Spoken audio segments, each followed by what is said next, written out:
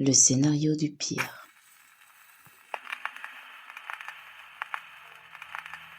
Sigvard Nilsson som tar namnet Duneman, även om han hela sitt liv kommer att heta Sigvard Nilsson. Det påstås att Duneman är en omkastning av det engelska ordet manhunter.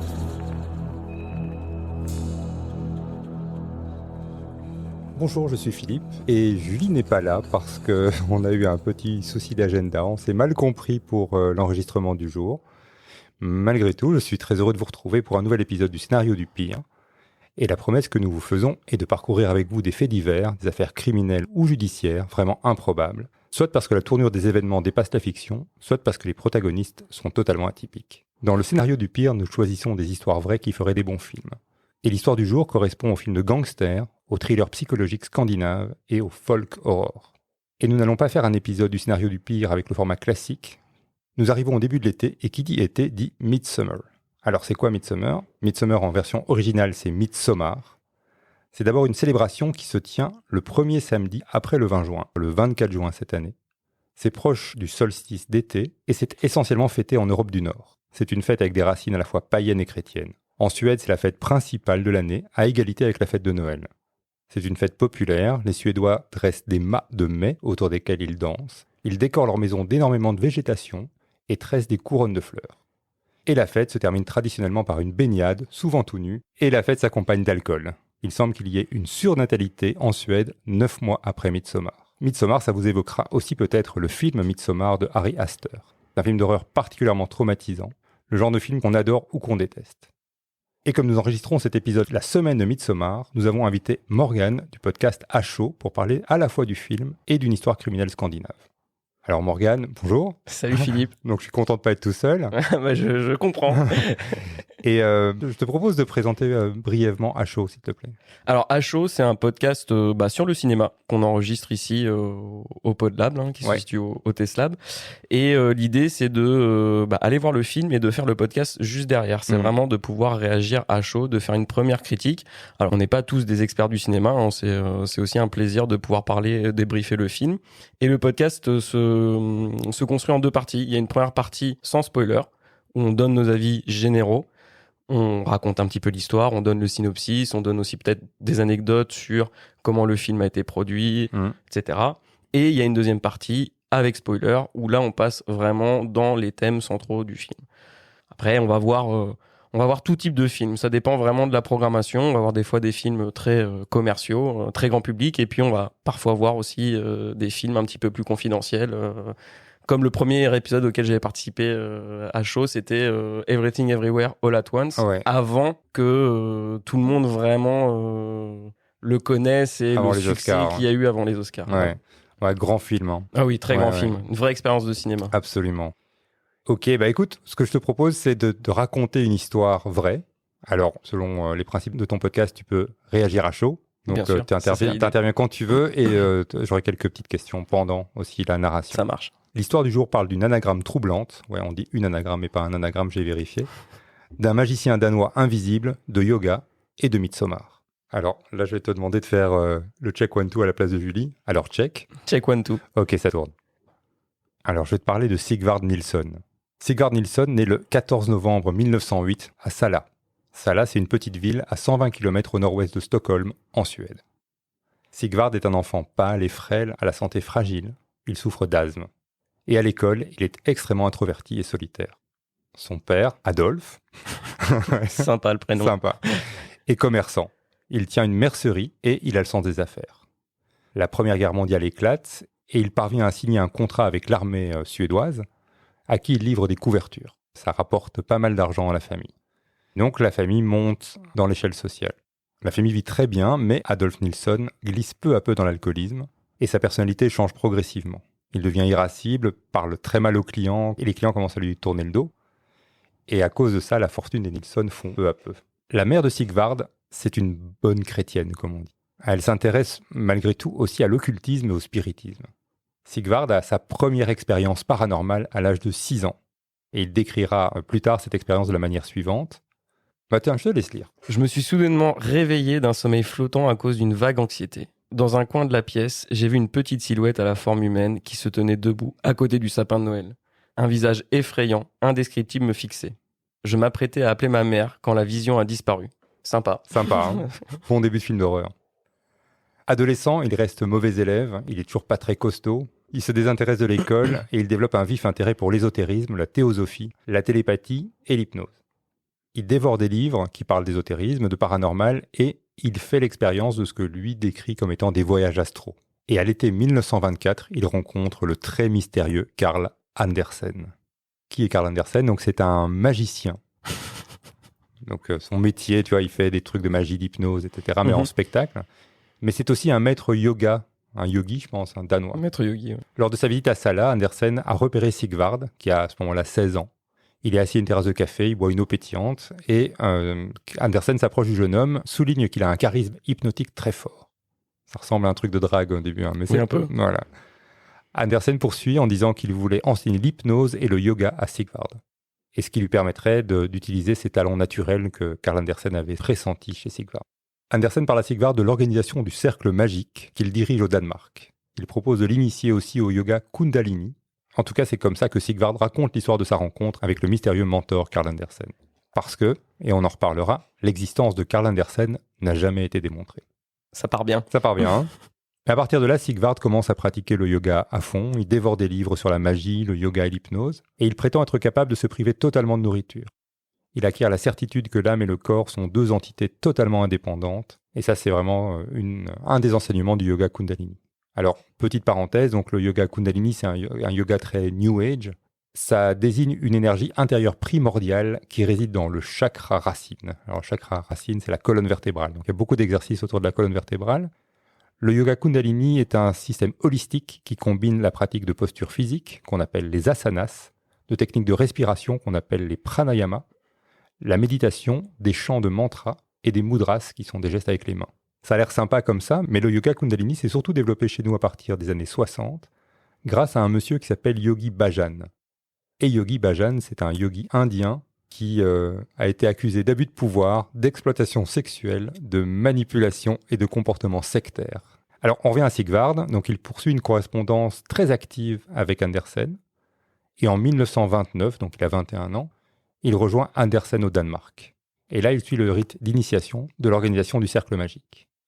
Et il reçoit l'ordre de créer une succursale suédoise. Le père de Sigvard se confie à un ami et dit que son fils est sous l'influence diabolique d'un Danois inconnu. Ah oui, tu m'étonnes. Ouais. Et donc le père dit que son fils a totalement changé, comme s'il avait été ensorcelé. En dehors de son travail dans la boutique de son père, le yoga, l'hypnose et la méditation deviennent des activités presque exclusives pour Sigvard. Il peut passer des heures en position de méditant, dans la quasi-obscurité, à fixer une boule de cristal. Il prétend être capable d'envoyer son corps astral observer les habitants de Sala. Il trouble pas mal de gens en racontant très précisément ce qu'il a vu. A priori, des choses vraies. Exactement. Les gens témoignent du fait que les visions de Sigvard correspondent vraiment à la réalité. Il est très charismatique, il a un talent incroyable pour lire les gens et leurs faiblesses. Ça lui permet d'être aussi un maître en manipulation. Mais toi, tu crois à ses pouvoirs Alors, je ne sais pas si c'est vraiment des pouvoirs, mais ce qui est sûr, c'est que on connaît tous le mentalisme. Hein, on a tous découvert ça, notamment avec la série qui a popularisé le phénomène. Je pense qu'il y a moyen, effectivement, ça s'appuie sur des sciences sociales, des sciences comportementales, et je pense qu'on peut effectivement prédire, ou en tout cas amener à imaginer des choses qui pourraient sembler réelles ou se rapprocher tellement proche du réel. Parce que c'est toujours ça aussi le risque avec ces pratiques, c'est que on va rencontrer quelqu'un qui va te dire quelque chose, mais ça pourrait être applicable à peu près tout le monde en fait. Moi, je n'y crois qu'à partir du moment où on me présente des détails ou des faits qui sont impossibles à savoir si ce n'est par la personne concernée. Voilà. Là, à ce moment-là, je pourrais et je peux avoir des doutes. Mais dans l'ensemble, oui, je pense qu'il y a des choses qu'on ne maîtrise pas au niveau scientifique, au niveau des énergies ou des choses comme ça. Et je pense que voilà, certaines personnes ont des aptitudes un peu comme les magnétiseurs ou ces choses-là, des gens qui arrivent à calmer, par exemple, les brûlures du feu ou des choses comme ça. Ouais, les coupeurs de feu, ouais. Les coupeurs de feu, voilà. C'est effectivement pas quelque chose de reconnu par la science, mais ça existe. Ouais. Et ça marche. Ouais, peut-être. Moi, j'ai une expérience pour le coup avec ma petite sœur. Elle s'était brûlée la main en tombant sur la vitre de la cheminée à l'époque chez mes parents. Donc, elle était vraiment brûlée très, très gravement. Et mes parents sont allés voir un coupeur de feu. Évidemment, après être allés à l'hôpital, bien évidemment, premier soin de brûlure, bien évidemment. Et la douleur a disparu en 2-3 heures. Okay. C'était assez bluffant. Ok. En tout cas, moi je me dis que Sigvard, il avait peut-être aussi un petit côté voyeur. Et peut-être qu'il se baladait discrètement. On ne sait pas. Ouais, voilà. Quoi qu'il en soit, il est ambitieux pour le cercle magique suédois. Il veut en faire une organisation élitiste composée d'individus brillants avec des talents pour le paranormal. Et à ce moment-là, il va changer de nom de famille. Il faudra s'habituer, on va changer de nom. Il abandonne le nom de Nilsson et il devient Tourneman. Très américain. Ouais. Alors, justement, hasard ou pas, Tourneman, c'est l'anagramme de Manhunter. Ok. Et on sait que Tourneman, on va l'appeler comme ça maintenant, parle très bien anglais. A priori, il sait ce qu'il fait quand il se renomme Tourneman. Voilà. Mais c'est aussi un nom assez répandu en Allemagne. Donc voilà, le doute est permis. Est-ce que c'est fait exprès? Mais en tout cas, ça tombe plutôt bien pour l'histoire qui va suivre. Sigvard Tourneman se lance dans les médecines alternatives, l'hypnose et l'homéopathie. Et il devient une sorte de thérapeute dans sa petite ville de Sala. Il persuaderait grâce à l'hypnose des hommes et des femmes d'avoir des relations sexuelles avec lui. Dans la ville de Sala, il acquiert la réputation de pouvoir lire dans les pensées. Et il y a une anecdote qui circule à son propos. Donc un soir, il se livre à une démonstration d'hypnose, aussi un peu de l'hypnose de spectacle. Il est devant un public local, et dans l'assemblée, il y a un gars qui s'appelle, je ne sais pas comment ça se prononce, mais Bus Einar, qui est un homme rustre, brutal, avec une santé mentale très fragile, un peu débile, si j'ai bien compris. Peut-être pas un bon client. Non. Et par contre, Sigvard, lui, sur scène, il est super élégant, et donc Bus Einar commence à l'agresser sur le fait qu'il est... trop beau. Ouais, c'est ça, trop coquet. Il est pas beau, hein, mais trop coquet, quoi, ouais, trop apprêté. Et donc, il menace de lui casser la gueule. Il arrive vers la scène, le type est très costaud. Et Sigvard lui prend la main, pose la main du gars sur sa poitrine, et Bus Einar n'arrive pas à redécoller la main de la poitrine. C'est peut-être une complicité. Peut-être qu'il l'a soudoyé avant le spectacle, mais c'est peut-être vrai. C'est un mystère, en tout cas, sur qu'est-ce qui s'est passé avec Bus Einar ce soir-là. Et ça lui vaut une réputation de gars qu'il ne faut pas emmerder. Là, il a vraiment la réputation d'avoir quand même des pouvoirs. Ce qui est possible aussi, c'est que Bus Einar avait été hypnotisé avant et qu'il répondait à un geste. Il le mettait dans un état particulier. Enfin, voilà, les options sont ouvertes. L'option hypnose me paraît quand même plus probable parce que pour le coup, ça, on sait que l'hypnose, ça peut marcher. Oui, ça peut marcher, oui, tout à fait. Ça me paraît quand même plus probable. Et Tourneman recrute petit à petit des adeptes du cercle magique, sur lesquels il parvient à exercer un grand pouvoir. Il se comporte en gourou de secte. Son organisation est très hiérarchique, gérée par un mystérieux triumvirat qui s'appelle le Triangle. Je trouve que c'est pas mal dans un film, hein, tu vois, ça fait un peu Hydra ou un truc comme ça. Ah bah, on en voit beaucoup dans Midsommar, des triangles. Oui, absolument. Et à la tête du Triangle, il y a Karl Andersen. Je ne sais pas si tu te souviens, le Danois. Voilà. J'allais demander d'ailleurs, il était passé où le magicien invisible? Il est invisible, hein, mais il est à la tête. On ne le voit pas. On ne le voit pas, mais il est là. Il est là. Enfin, il est là. C'est-à-dire qu'il dirige depuis le Danemark le cercle magique. Il est en train de créer un fight club, le Tourneman. Un peu, hein, tu vas voir. C'est pire que ça. Alors, le cercle magique a 3 niveaux. Tu as le premier niveau qui est le triangle. Et là, c'est 3 hommes, dont Karl Andersen et Tourneman, et un troisième, on ne sait pas très bien qui c'est, qui dirige secrètement ce groupe. Puis on a le premier cercle, qui est un cercle restreint, d'hommes initiés. Et puis il y a le cercle étendu, qui est le groupe des adeptes qui ont un rôle un peu plus passif. Et puis ils ont d'autres instances, ils ont un tribunal secret, qui juge et punit les actes considérés comme hostiles au cercle magique. En théorie, les punitions peuvent aller jusqu'à la peine de mort.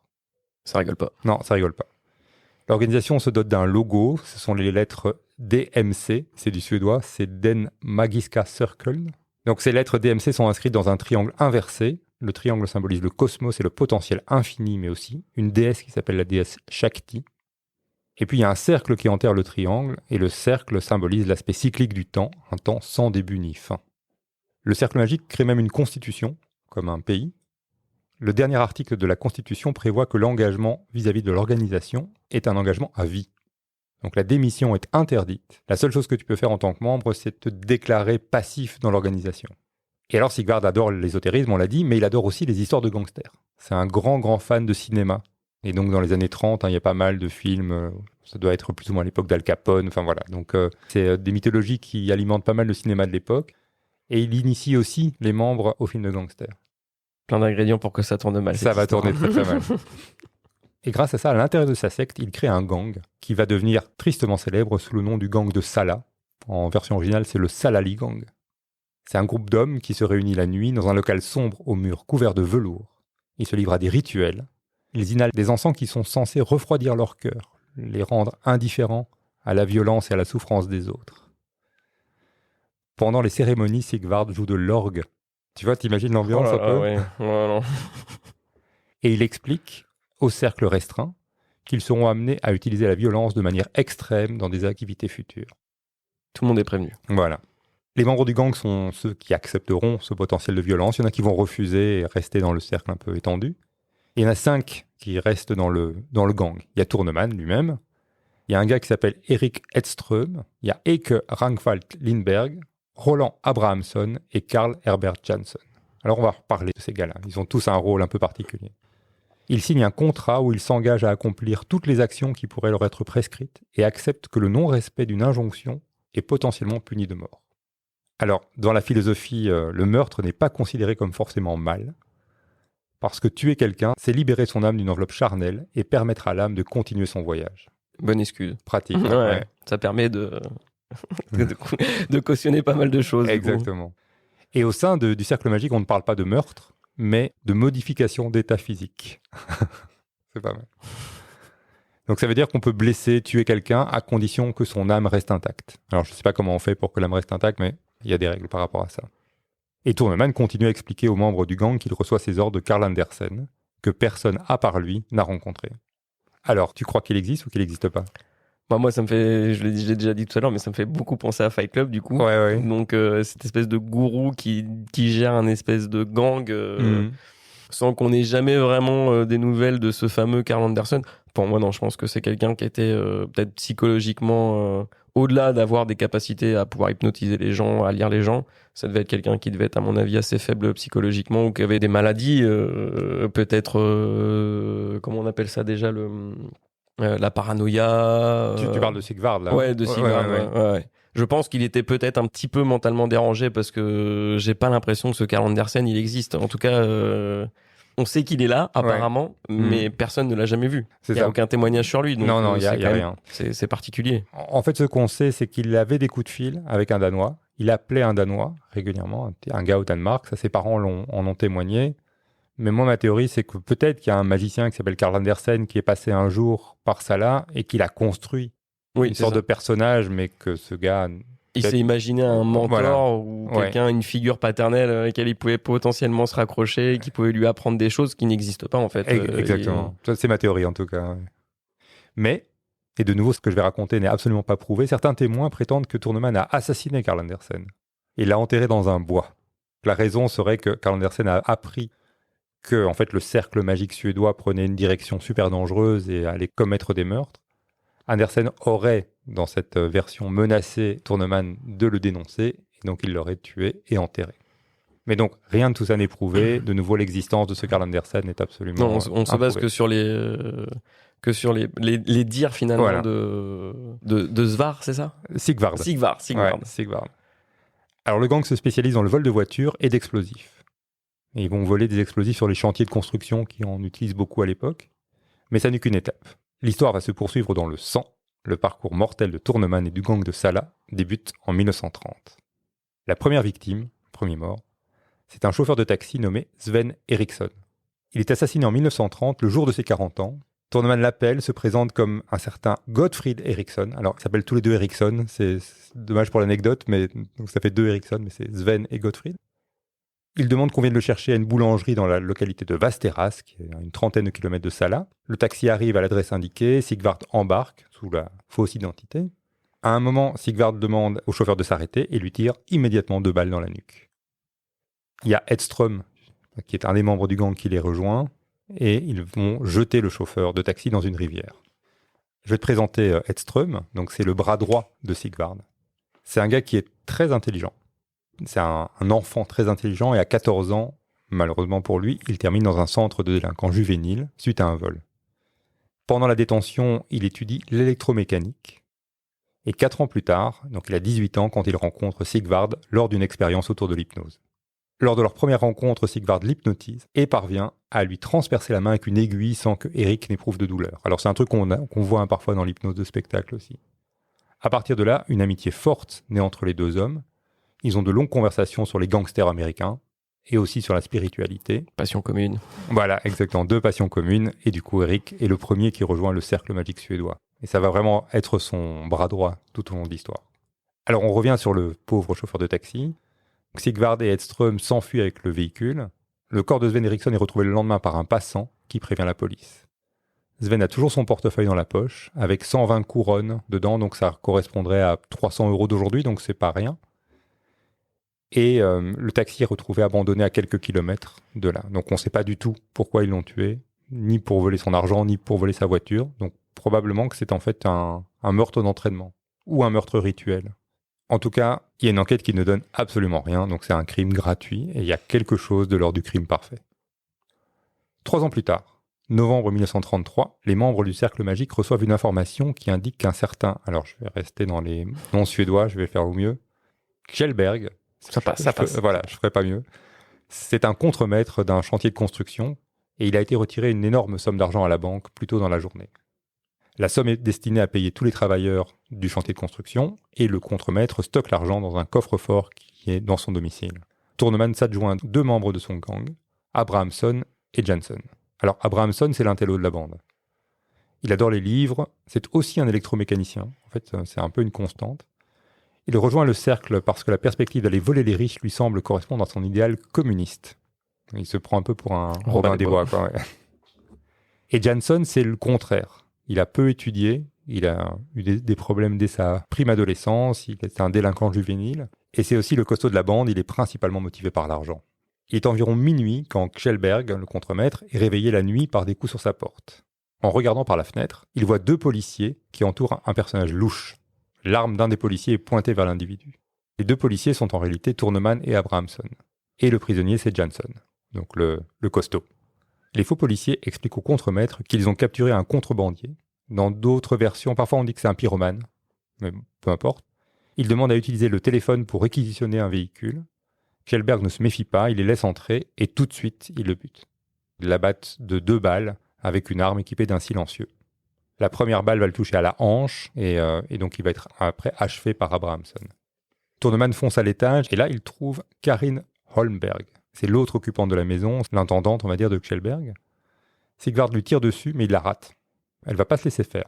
Et donc, elle va saisir le canon de l'arme, elle va commencer à se battre avec lui, et on a dit, Sigvard, il est pas costaud. Et donc elle prend le dessus. Sigvard appelle à l'aide, Abrahamsson arrive, et à son tour, elle meurt sous les balles de Abrahamsson, qui lui tire 2 balles dans la poitrine.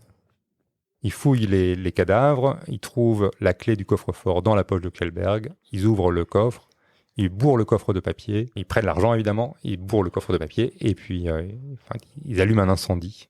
Ils veulent faire croire à un incendie accidentel. Mais le feu prend pas aussi bien qu'il aurait souhaité, donc la police va vite être sur les lieux et constater que c'est pas un accident, qu'il y a vraiment eu quelque chose d'intentionnel, effectivement. Ouais. Donc voilà, il y a Tourneman qui est déjà l'auteur et l'instigateur de 3 meurtres, mais la police n'est toujours pas du tout sur sa piste. Il y a même quelqu'un qui appelle Tourneman en disant « Tiens, il y a eu un double meurtre assez étrange. Toi qui es médium, est-ce que tu n'aiderais pas la police à résoudre le meurtre ?» Voilà. Pourquoi pas. Il y a une lettre qui est envoyée à la police quelques mois plus tard. C'est une lettre anonyme. Et l'auteur, donc on ne sait pas qui c'est, il accuse Tourneman et Abrahamsson d'être les auteurs des meurtres. Il explique qu'il est coutumier des rêves prémonitoires, donc l'auteur de la lettre. Il dit que dans un rêve qu'il a fait, il était avec Tourneman, Abrahamsson et d'autres hommes dans une voiture la nuit. Que les hommes étaient déguisés en policiers, qu'ils avaient cogné à la porte de Kjellberg et l'avaient tué. La lettre est considérée comme fantaisiste par les enquêteurs et la piste Tourneman ne sera pas exploitée.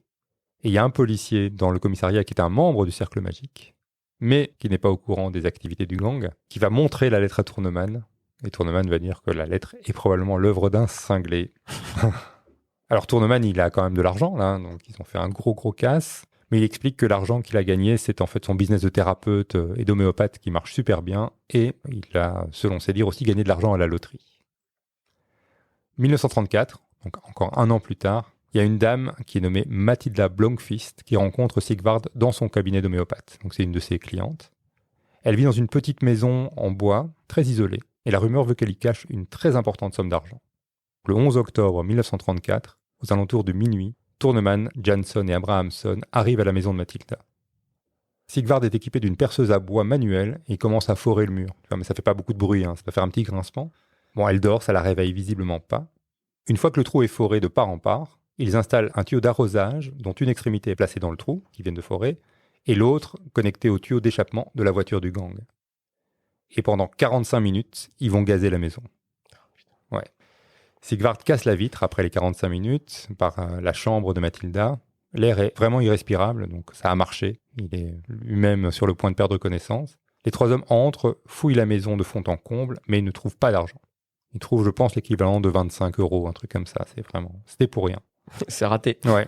Ils trouvent juste une trace d'une fortune relative de Mathilda. C'est un document qui démontre qu'elle a déposé 2 jours plus tôt l'équivalent de 6 000 € à la banque. Donc ils comprennent qu'ils ne trouveront rien de valeur. Ils décident de mettre le feu à la maison ils mettent le feu à la tenture de la chambre. Le feu prend tout de suite et c'est à ce moment-là que Mathilda se met à bouger. Elle n'est pas morte. Donc elle est intoxiquée au monoxyde de carbone, mais elle n'est pas morte. Merde, putain, l'horreur. Elle lève la main vers Sigvard et ils se regardent. Malgré tout, il décide de la laisser brûler vive. Ouais. Ça peut faire une bonne scène de cinéma. Ah oui. Ça vois, pourrait faire un très bon film déjà. Ouais. Le scénario là, c'est... C'est hard. Les enquêteurs et les légistes vont conclure que Mathilda est morte accidentellement, intoxiquée au monoxyde de carbone, consécutivement à l'incendie de la maison. Parce que généralement, quand il y a un incendie, en fait, tu ne meurs pas des brûlures, mais tu meurs du monoxyde de carbone. Ils pensent qu'il y a un incendie accidentel et que le monoxyde de carbone l'a tuée. 1935, encore un an plus tard, Adolf Nilsson, donc le père de Sigvard, fait faillite et la famille déménage. Donc il quitte Sala pour se rapprocher de Stockholm. Sigvard tente de se lancer dans un commerce de remèdes homéopathiques, mais ça n'est pas un succès. Donc il a de nouveau besoin d'argent. Et donc il y a encore une victime. La victime suivante, c'est Elon Pettersson. C'est un commis bancaire. Il est responsable du transport d'argent, mais il ne transporte pas l'argent dans un fourgon blindé. Il transporte l'argent sur son vélo, dans un petit sac de cuir, en bandoulière. On appelle ça la confiance. C'est une autre époque. Et ça fait 1 an que le gang de Sala l'observe. Et la seule raison pour laquelle ils ne l'ont pas encore attaqué, c'est parce que le transport d'argent se fait sur une route qui est quand même très fréquentée. Et que c'est pas facile de trouver le bon timing pour attaquer un gars sur cette route-là. Le 19 juin 1936, Edström, son bras droit, Tourneman, arrive à Sala dans une Chevrolet volée. Ils sont accompagnés de Lindberg. Donc ça, c'est le dernier, celui dont on n'a pas encore parlé. Donc c'est Ake, je ne sais pas comment on dit, Lindberg, le 5e homme du gang de Sala. C'est le plus jeune, mais c'est un peu un mini Edström. Ils ont le même profil. C'est un introverti qui adore la technologie, qui adore la chimie. Et c'est d'ailleurs pour ça que Edström l'avait engagé comme apprenti dans son atelier. D'abord collègue, ensuite ami. Edström lui parle de ses croyances et de Tourneman. Tourneman va rencontrer le jeune homme, l'initier au yoga et au mysticisme et aux histoires de gangsters américains. Et donc Lindberg rejoint le groupe d'adeptes et le Salali Gang, donc il fait partie des 5 gangmen du Salali Gang. Et ce 19 juin 1936, Lindberg est très nerveux parce qu'il y a beaucoup de témoins potentiels. Donc c'est vraiment le coup le plus dangereux jusqu'à présent. Edström a envie d'abandonner, il y a trop de témoins, mais Tourneman ne veut pas. Donc ils vont un peu filer le gars sur son vélo, ils vont le dépasser, ils vont s'arrêter, enfin voilà, ça va jouer un petit peu au chat et à la souris. Et puis à un moment, il le dépasse, il n'y a pas de témoin, pense-t-il, il s'arrête, et puis en fait, il ouvre la porte au moment où le vélo passe. Donc Pettersson est précipité dans le fossé, Tourneman veut s'emparer du sac de cuir avec quand même 70 000 € dedans, en couronne. Il y a une lutte entre les 2 hommes, les 2 s'accrochent à la lanière du sac, Tourneman sort son arme à feu et tire sur Pettersson.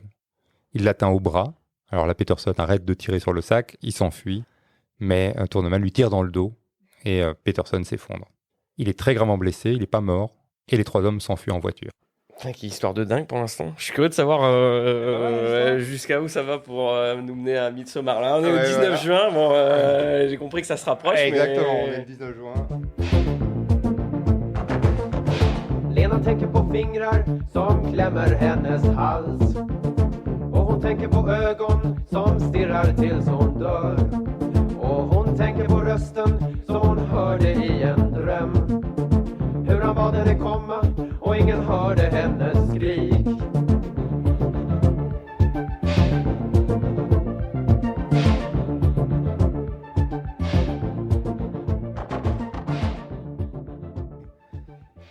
Comme Edström le craignait, il y a un témoin.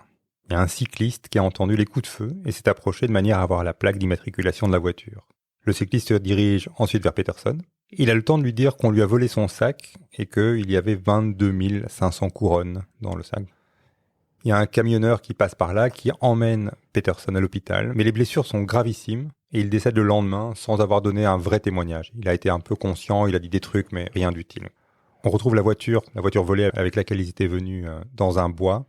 Il n'y a pas d'indice dans la voiture et les plaques d'immatriculation sont des fausses. Une des balles qui a atteint Pettersson a touché un peigne qu'il portait dans la poche, un peigne en bakélite comme ça, et donc la balle était restée logée dedans. On arrive à savoir que c'est une balle de calibre 6,35. La société d'assurance de Peterson offre une récompense de 2000 couronnes à quiconque fournira une information qui permettrait d'arrêter les criminels. Et grâce à ça, il y a des témoignages qui arrivent. La police découvre que quelques jours plus tôt, un homme a acheté du matériel qui pourrait servir à la fabrication de plaques d'immatriculation. Une société de location de voitures apporte une information capitale. La veille de l'attaque, un homme nommé Sigvard Tourneman a loué une voiture. Alors il a rendu la voiture le lendemain, mais dans la voiture, il y avait des cartouches de calibre 6,35. L'erreur. Ouais. Le 22 juin, il y a un témoin qui se présente, qui s'appelle Hake Windlund, et il explique que Erik Edström lui avait demandé de participer à un braquage, et la description du braquage correspond à l'histoire, l'histoire de Peterson. Un autre témoin, qui est armurier, parle de tout ce qu'il a vendu comme arme à Tourneman. Donc on a assez d'éléments. Il y a 4 policiers qui se présentent chez Edström et qui l'arrêtent. Au début, il nie, mais ça tient pas longtemps. Et après quelques heures, il avoue et il donne le nom de 2 de ses complices, Tourneman et Lindberg. Donc les 2 sur le dernier coup qu'ils ont fait. Et le 24 juin, Tourneman est chez ses parents pour préparer Midsommar. Et il se fait arrêter ce jour-là, autour de son arbre de mai. Lindberg est arrêté le même jour, et pendant son interrogatoire, il parle des autres crimes du Salali Gang, et ça va impliquer les 2 derniers, donc Jansson et Abrahamson, qui sont arrêtés à leur tour. Et après cette arrestation, l'auteur des lettres anonymes se fait connaître. C'est un membre du cercle magique. Ouais, je m'en doutais. Obligé, c'était une petite balance. Voilà, Obligé, exactement. Il y avait une balance. Donc il n'a pas vraiment fait de rêve, mais... Non, rêve prémonitoire, pour être aussi précis, fort. Donc le gars s'appelle Gunnar Carlsson, et il savait très bien ce qui se passait. Il a inventé l'histoire de rêve prémonitoire, parce que s'il dénonçait de façon plus directe, il se disait que Tourneman allait savoir qui il était, et qu'il se ferait probablement assassiner à ce moment-là. Il y a un procès qui s'ouvre à Västerås en juillet 1936. Alors je rappelle qu'on parle de juin 1936, juillet 1936. Donc c'est 3 semaines après le dernier meurtre, celui de Peterson. Donc ça va vraiment vite. Et c'est un procès qui est un peu bâclé. Du coup, c'est pas possible qu'après 3 semaines d'enquête d'avoir un dossier très très solide. Il y a des gens qui disent qu'il y a sûrement plein d'autres meurtres du Salali Gang dont on n'a pas parlé. Ils sont jugés pour 5 meurtres, mais il y en a probablement beaucoup plus. La presse, et c'est basé sur les aveux, révèle que le Salali Gang prévoyait de faire un coup de fou furieux. Donc il voulait en fait faire exploser un bureau de poste à Stockholm, aux heures de grande influence, pour créer une panique dans la ville, pour que tous les services police et tous les services de secours soient focalisés là-dessus, et attaquer la banque centrale suédoise. Ça fait penser à un truc, un Die Hard 3 ou un truc comme ça. Tu vois. Ça me fait penser aussi à ce qui se passe dans le dernier Batman de Christopher Nolan, où au tout début, la course-poursuite à moto, en fait, c'est un leurre. C'est un leurre, en fait. Il y a une attaque de banque, mais c'est un leurre pour faire autre chose, je crois. Ça me fait penser à ça. Ouais. Ah bah voilà, c'est inspiré par Tourneman. S'ils avaient fait ça, ils auraient tué des dizaines de personnes. Oh, ils avaient l'air de... Ils s'en foutaient ils s'en foutaient un petit peu. Ouais. Tourneman va plaider le fait qu'il agissait sur ordre de Carl Andersen, qu'on ne trouve pas. On n'a jamais vu ce fameux magicien. Et finalement, et c'est un peu contre toute attente, Tourneman est déclaré malade mental. Il est enfermé dans un asile psychiatrique à l'hôpital Säters, donc près de Stockholm. Il est considéré comme un malade très dangereux. Mais dès qu'il entre à l'hôpital psychiatrique, il devient exemplaire. Il a des conditions de détention qui s'assouplissent de plus en plus, et il étudie beaucoup. Il étudie l'espagnol, le russe, le latin et le sanskrit. Et ça devient un expert, vraiment un grand expert du sanskrit, à tel point que l'université de Stockholm fait appel à lui pour sa maîtrise du sanskrit, donc ils vont l'engager alors qu'il est encore interné comme traducteur. La réalité, c'est qu'il n'a pas beaucoup de signes de maladie mentale. Il paraît quelqu'un de normal. Ouais, c'est quelqu'un de tout à fait normal. Peut-être qu'il y a une construction de personnage aussi de son côté. Et il est considéré comme guéri, et donc on le libère après 30 ans, donc quand même, il passe 30 ans, mais dans des conditions très très douces, donc il peut même se promener dans les bois autour de l'hôpital et ce genre de choses-là, donc il est pas dans une petite cellule. Et le premier truc qu'il fait quand il sort, c'est qu'il va habiter avec Edström. Les vieux copains se retrouvent. Voilà, exactement.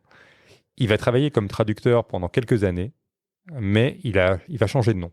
Donc il va plus s'appeler Tourneman, il va reprendre en fait son ancien nom, il va se refaire appeler Sigvard Nilsson pour disparaître un peu et ne pas avoir trop d'attention de la part de la presse et du public. Et il y a plusieurs témoins qui le voient traîner à Sala, où il n'habite plus, certaines nuits. Donc, ça devient une sorte de fantôme, on va dire. Donc, il traîne beaucoup autour de son ancienne maison, ce qui ne rassure pas les habitants de l'ancienne maison. Mais rien ne se passe. On ne sait pas ce qu'il fait là, mais il est toujours en train de traîner là.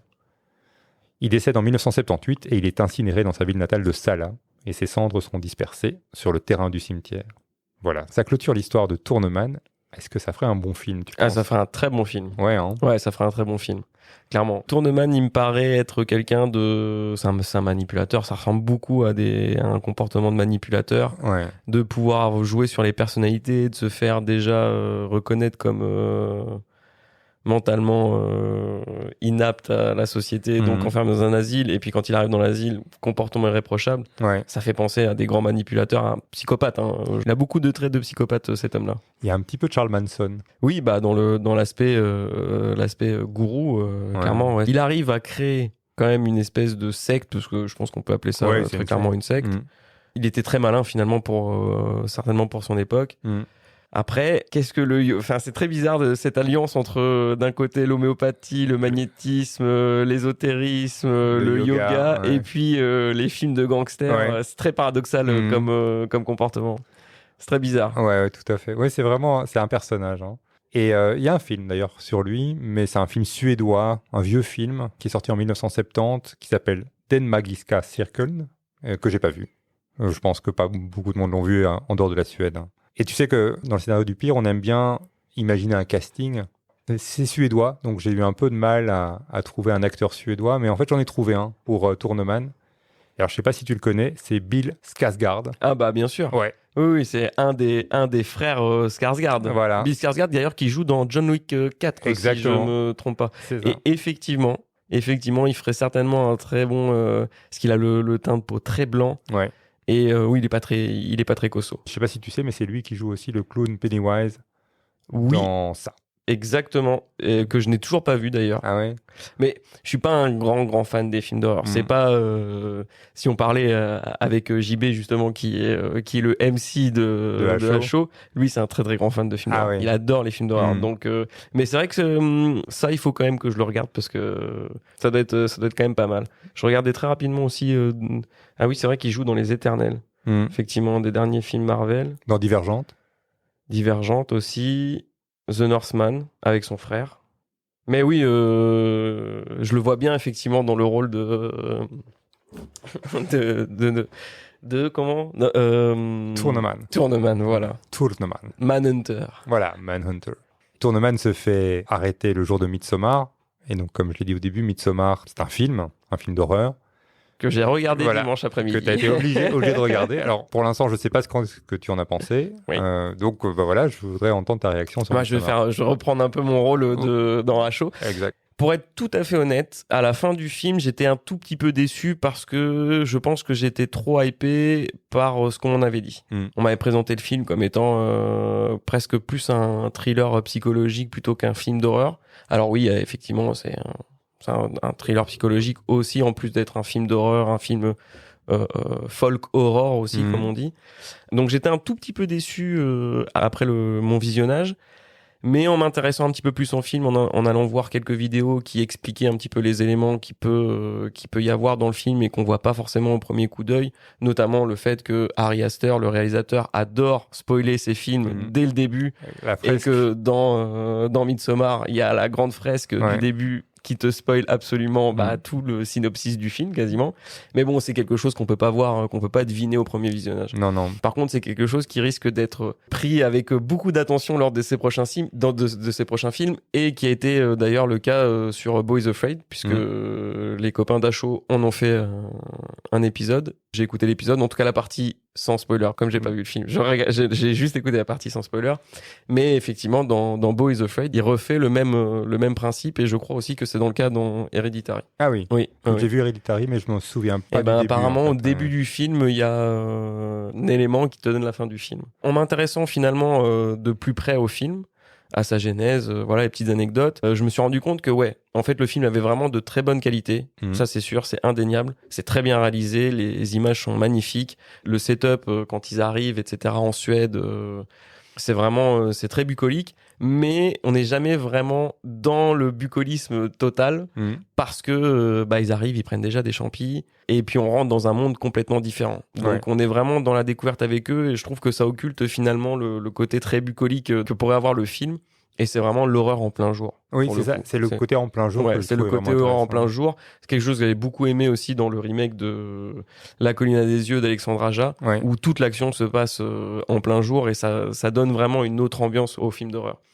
Et donc je reconnais quand même beaucoup de qualité au film. Et l'histoire est très intéressante. Je m'attendais pas forcément à cette fin-là, même s'il y a beaucoup d'indices qui sont laissés dans le film. Et là aussi, si tu portes un petit peu plus attention, tu découvres un petit peu comment ça va se terminer. Mais au final, je trouve quand même que c'est un bon film.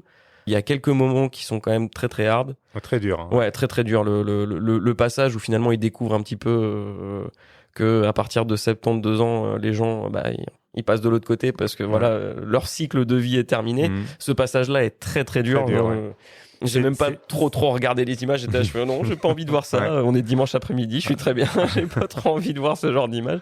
Mais au-delà de ça, non, le film est très bien. J'ai beaucoup aimé aussi les effets visuels qui te font pour le coup être avec les personnages, mais sous l'effet psychotrope des champis ou des tisanes qu'ils prennent tout au long du film. We only do this every 90 years.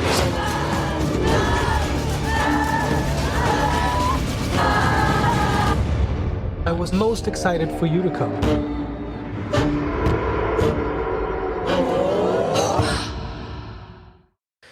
Le film est quand même assez dur. Psychologiquement, je pense que c'est pas le genre de film qu'il faut regarder quand on est dans un état psychologique quand on est un peu down. Je pense que c'est pas un bon film à regarder quand on est vraiment down. Comme le personnage principal. Voilà, exactement. C'est surtout ça. C'est là où je voulais en venir, c'est que le personnage principal du film est dans une situation vraiment très compliquée. Le début du film, c'est la mort de ses parents et de sa sœur, et ça m'a fait penser effectivement à l'histoire que tu viens de raconter. Le coup du gazage, de l'empoisonnement au monoxyde de carbone, c'est exactement ce qui se passe au début du film. Donc bon, j'imagine que Ari Aster finalement est plus ou moins au courant de cette histoire, ou en tout cas qu'il en connaît suffisamment sur le folklore suédois pour avoir peut-être retiré aussi des éléments de cette histoire et qu'il aurait pu mettre dans son film. Le côté un petit peu sectaire, le côté des meurtres, etc. La mort par le feu. À la fin du film, effectivement, il y a cette scène incroyable dans ce temple sacré où l'autre il est déguisé en ours. Enfin, la fin est folle. Hein. La fin est assez surprenante. Mais dans l'ensemble, ça reste vraiment un très bon film.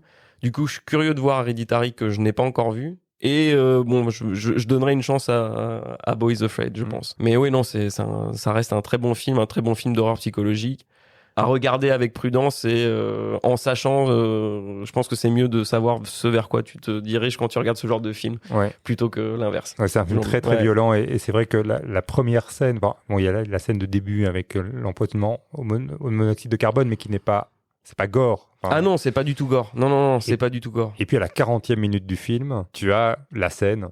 Effectivement, c'est à la 40e minute. Ouais, c'est 40e minute. Donc c'est assez tard quand même dans un film. Oui, c'est vrai, c'est vrai. Bon. Et c'est les deux éléments vraiment très gore, très horreur qu'on peut trouver au film finalement. Ça me fait penser à une déclaration du réalisateur qui disait lui-même qu'il ne considérait pas que son film était un film d'horreur. Moi, je le mettrais dans la case quand même des films d'horreur parce qu'il y a quand même ce côté cauchemar qui avance. Oui. Mais le fait que ce soit en plein jour, le fait que ce ne soit pas si gore que ça, c'est un type de film d'horreur au même titre que Get Out. Oui, tout à fait. Voilà. On est un peu dans cette veine-là. C'est pas du tout les mêmes films, mais on est un peu dans cette veine-là de films d'horreur un peu thriller psychologique. Voilà. Parce que moi, je considère pas comme un film d'horreur. Il n'y a pas d'éléments surnaturels. Non, ni d'éléments trop incroyables. Un tueur au masque de hockey ou massacre à la tronçonneuse avec les visages greffés. Non, on n'est pas dans ce type d'horreur-là. Sauf dans une scène où il y a le masque. C'est vrai. Maintenant que tu le redis, ouais. Je pense que, encore une fois, c'est un film qui ne pourrait pas plaire à tous les publics, ça c'est sûr, et qu'il faut regarder avec précaution. C'est très long en plus. Hein, ça. Oui, et c'est peut-être mon seul vrai gros reproche au film, c'est d'être un poil trop long quand même. 2h40. Ouais, c'est très long. Alors après, ça permet d'installer les personnages, d'installer effectivement tout le contexte qu'il y a autour de cette fête de Midsommar qui s'organise dans l'arrière-pays suédois, là où ils sont dans le film. Mais ça pourrait partir un tout petit peu plus vite. Et il y a quelques éléments aussi qui sont pour moi un petit peu sous-exploités dans le film. L'histoire de l'oracle, qui soi-disant, du coup, est est né c'est clairement de l'inceste en fait. Ouais. Ces enfants issus de relations incestueuses sont considérés comme des oracles, et ça c'est le côté mystérieux autour de ça n'est pas assez approfondi. Et aussi dans la mythologie même de la secte, je trouvais qu'on n'en savait pas assez. On découvre un petit peu dans le film qu'un des personnages, celui qui écrit sa thèse et qui joue dans la série The Good Place, Oui, si tu veux, je vois. on comprend à un moment que lui, il se doute de quelque chose et que tout ça, dans tout ça, il y a quelque chose qui tourne vraiment pas rond.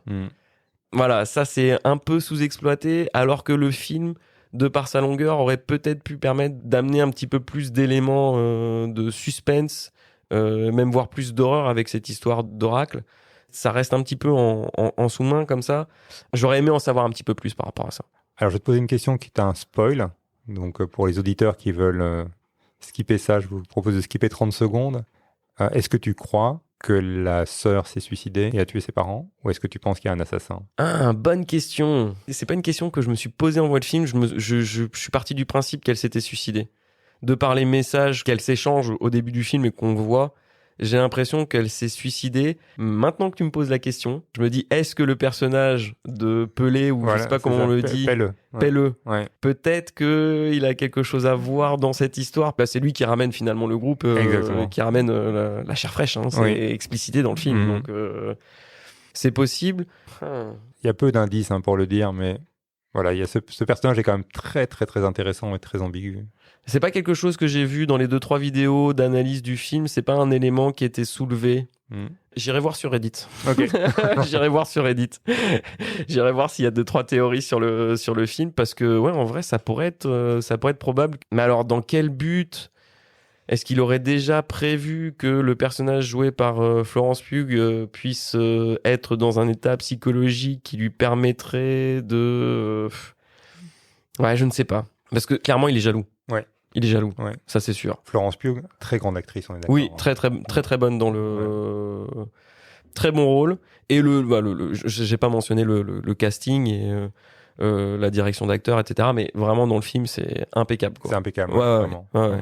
Et on y croit à cette histoire, vraiment. Oui, ça paraît probable. Il y a quand même quelque chose de poétique dans tout ça, même si c'est très très dur, et que effectivement à partir de 72 ans on pourrait se dire que la vie est terminée et que voilà, on a atteint un cycle. Il y a quelque chose de poétique là-dedans, dans le fait de choisir sa mort et de passer à autre chose. Et puis il y avait une signification aussi, c'est voilà, ils attendent qu'il y ait des nouveaux enfants qui arrivent pour que les anciens partent, etc. Et pour eux c'est censé être une joie. Mais voilà, on comprend très vite que ça l'est pas tout à fait. Ça l'est pas tout à fait. Ils sont pas aussi sympas qu'ils le laissent penser.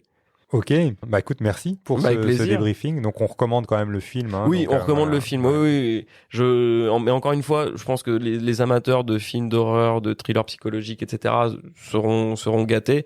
Mais il faut savoir ce que tu vas regarder quand tu vas voir Midsommar. Et donc, dans le scénario du pire, on termine généralement par la musique du film, de l'histoire qu'on a racontée. Donc, je vais revenir à Tourneman. Et en fait, ça a été très facile de trouver la musique du film parce que j'ai contacté un groupe suédois qui s'appelle Tourneman.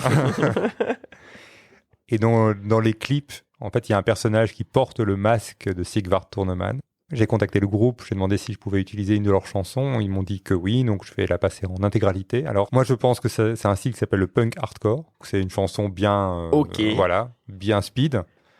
Alors, je vais essayer de prononcer le titre. C'est Zwang hit och Zwang dit.